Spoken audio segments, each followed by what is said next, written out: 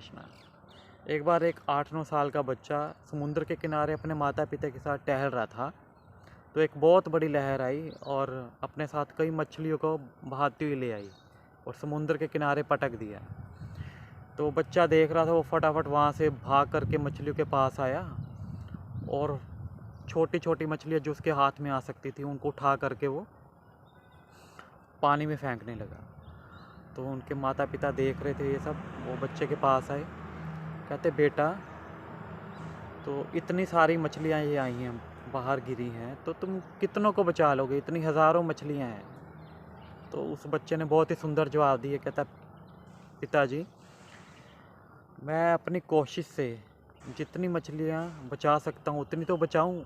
हाँ, मैं सबको तो नहीं बचा सकता, पर एटलीस्ट जो मेरी शरण में है, जो मुझे दिख रही हैं, उनको तो उठा करके पानी में फेंकूँ ताकि वो तो बच जाएं। तो उनका ये जवाब सुन कर के उनके माता पिता बहुत खुश हुए और उन्होंने भी उनके साथ कोशिश करनी शुरू की और कुछ मछलियों को बचाना शुरू कर दिया। इतने में एक लहर दोबारा आई और इस बार मछलियाँ बहती हुई नहीं आई, बल्कि वो लहर आई और सारी मछलियों को अपने साथ अंदर ले गई।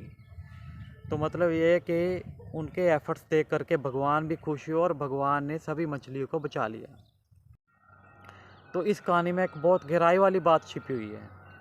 ये जो हमारी भौतिक इच्छाएं हैं, जैसे पैसा कमाना, नेम फेम पाना, बंगला गाड़ी खरीदना, ये सब हमारी भौतिक इच्छाएं जैसे ही बढ़ती हैं तो हमें बाहर पटका दिया जाता है।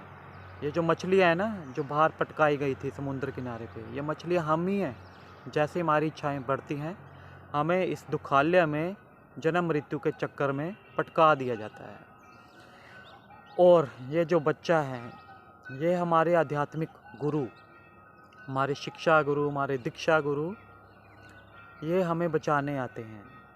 जैसे ही हम तड़पते हैं, भगवान का नाम लेते हैं दुख में, तो भगवान इन शिक्षा और दीक्षा गुरु को ही हमारी लाइफ में भेजते हैं ताकि हम भव बंधन से मुक्त हो सकें और भगवान इस भव सागर से हमें निकालते हैं।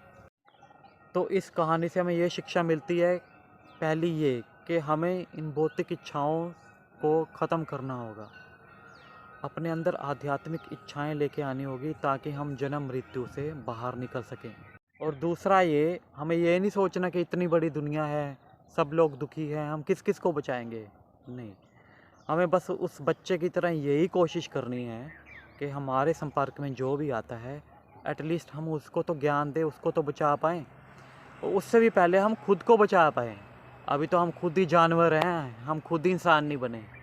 खाना पीना, सोना, मैथुन करना, अपने भय से रक्षा करना, बस इन्हीं कार्यों में लगे हुए हैं हम जानवरों की तरह। इससे ऊपर तो हम उठ ही नहीं पा रहे। ना हम भक्ति कर रहे हैं, ना हम भक्ति करने के बारे में दूसरों को बता पा रहे हैं। इसलिए अपने आध्यात्मिक गुरु से ज्ञान लेकर के हमें पहले तो सीखना है, खुद को इंसान बनाना है, और उसके बाद हमारे संपर्क में जो लोग आते हैं, अपने गुरु का अनुसरण करते हुए उनको इन आध्यात्मिक शिक्षा के बारे में बताना है। इसलिए केवल गीता, जो यही एक ऐसा ग्रंथ है, यही एक ऐसा स्क्रिप्चर है जो हमें इस भवसागर से मुक्त करा सकती है। इसलिए भगवत गीता पढ़िए और भगवत गीता पढ़ाइए। हरे कृष्णा।